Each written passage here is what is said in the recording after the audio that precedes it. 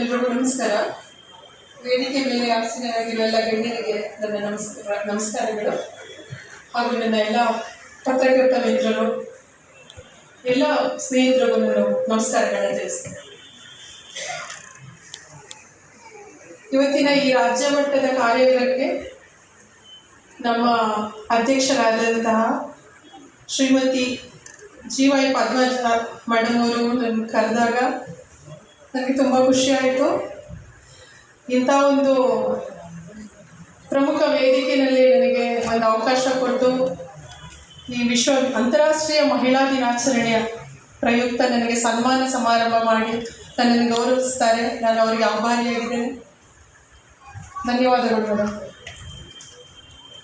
ಎಲ್ಲರಿಗೂ ಅಂತಾರಾಷ್ಟ್ರೀಯ ಮಹಿಳಾ ದಿನಾಚರಣೆಯ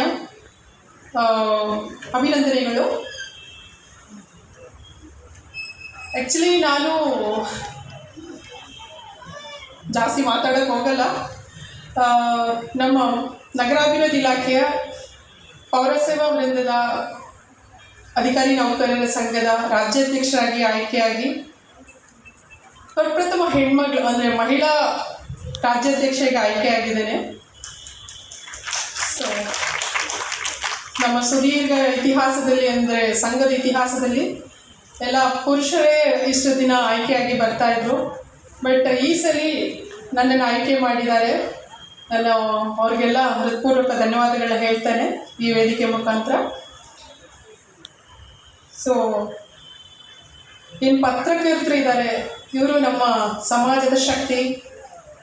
ನಾವು ಏನೇ ಕೆಲಸ ಕಾರ್ಯಗಳನ್ನ ಮಾಡಬೇಕಂದ್ರೆ ಅವರೇ ನಮ್ಮನ್ನು ಮುನ್ನೆಲೆಗೆ ತರೋದು.